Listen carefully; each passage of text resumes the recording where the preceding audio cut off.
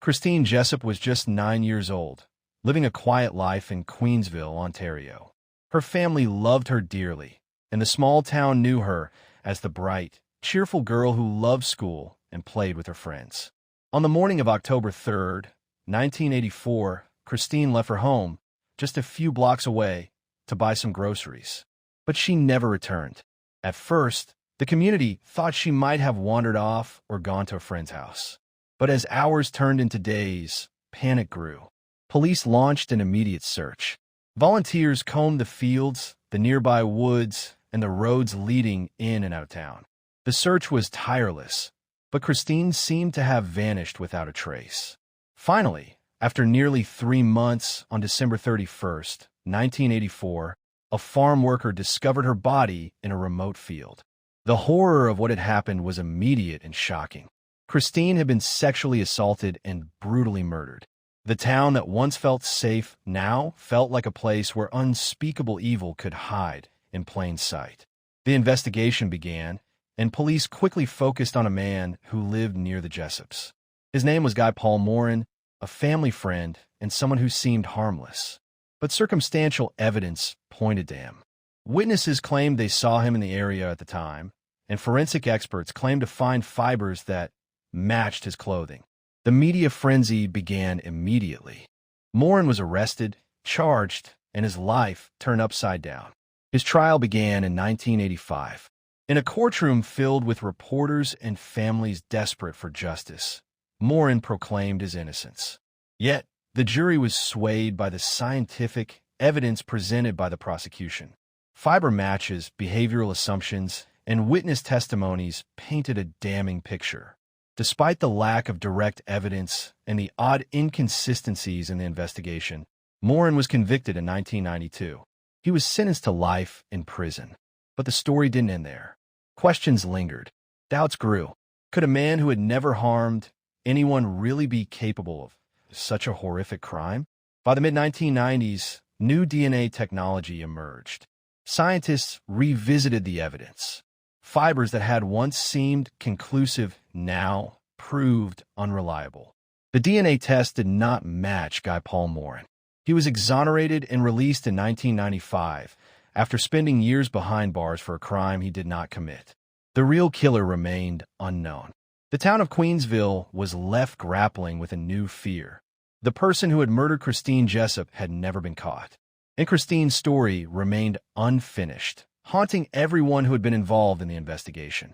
The investigation into Christine's disappearance quickly became one of the most intense in Canadian history. Detectives combed every inch of Queensville, speaking to neighbors, friends, and family.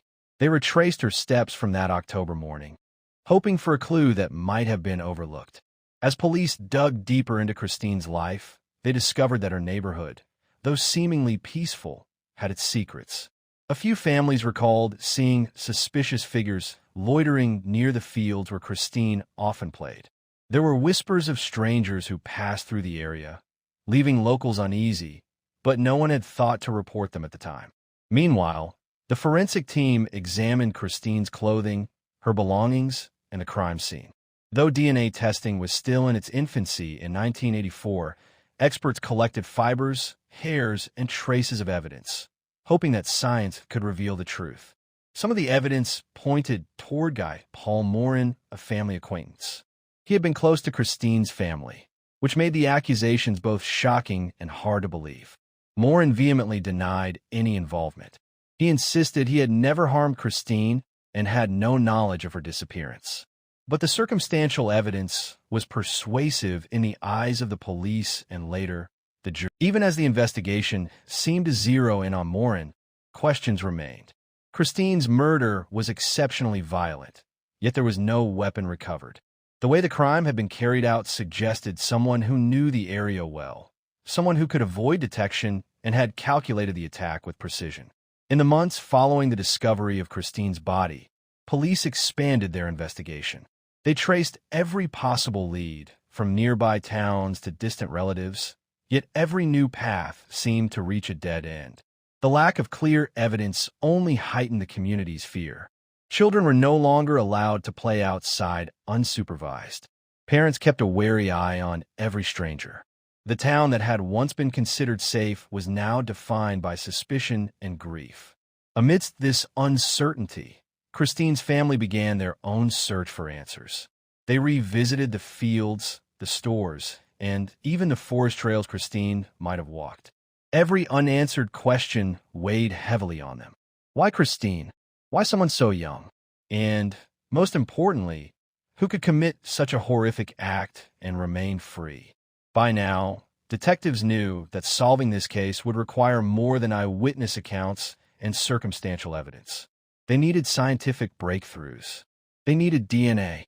And as the years passed, what seemed impossible in 1984 would soon become the key to finally unraveling the mystery surrounding Christine Jessop's death. By the late 1980s, forensic science had begun to evolve, and detectives hoped that these new techniques might finally bring clarity to Christine's case. The fibers and hairs collected from her clothing and the crime scene were carefully analyzed, and experts believed they had enough to proceed. Guy Paul Morin, a man who had once been a trusted family friend, now found himself at the center of a media storm.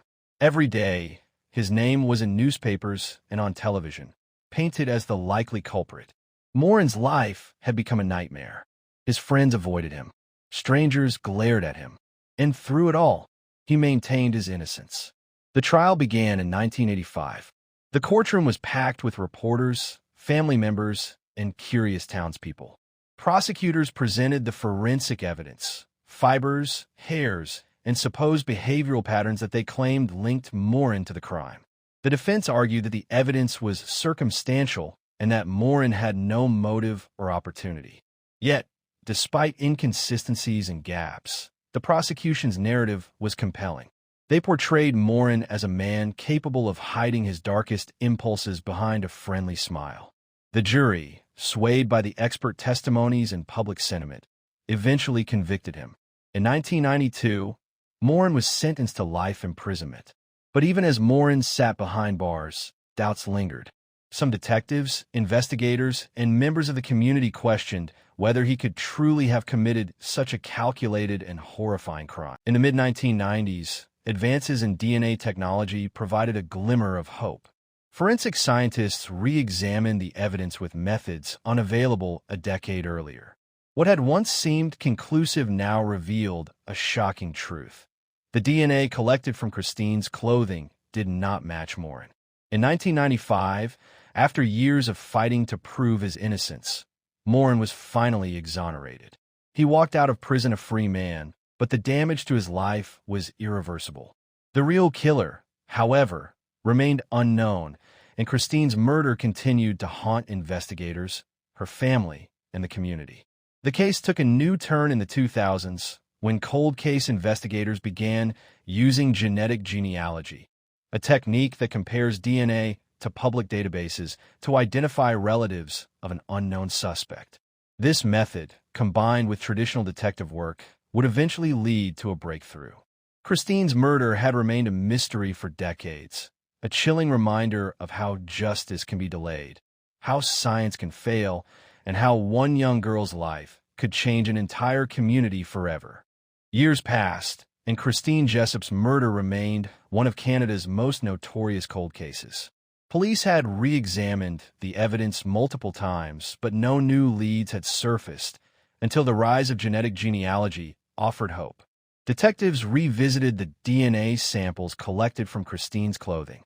For decades, technology had limited their ability to identify the killer, but now they could compare fragments of DNA to vast public databases to locate distant relatives and narrow down suspects.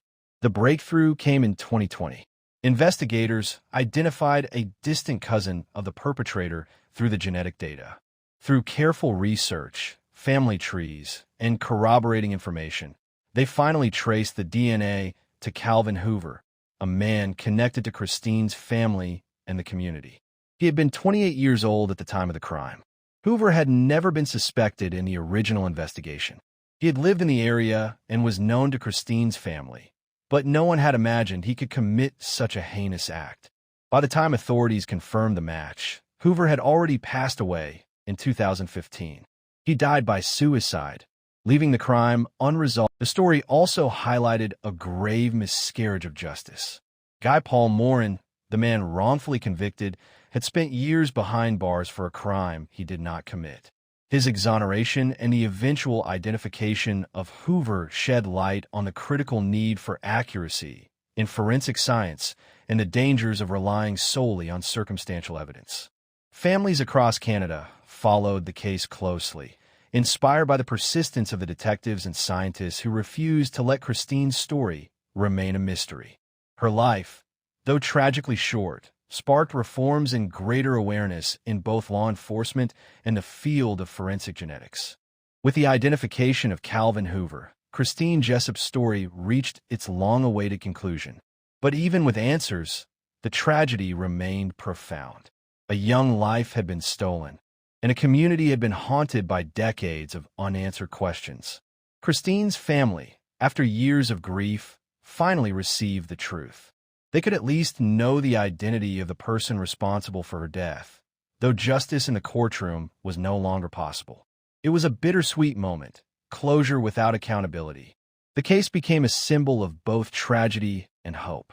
It highlighted the dangers of wrongful convictions, the need for rigorous forensic science, and the incredible potential of genetic genealogy to solve crimes that had seemed impossible.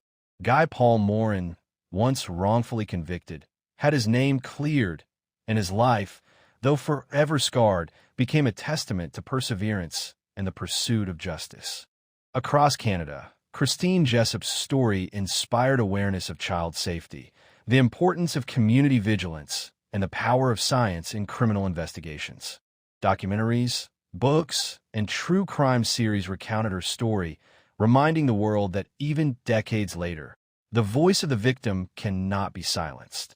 As new schools were built, as children played in fields near the same towns, the memory of Christine remained, a haunting reminder, but also a call to action, to protect, to investigate, and to never forget.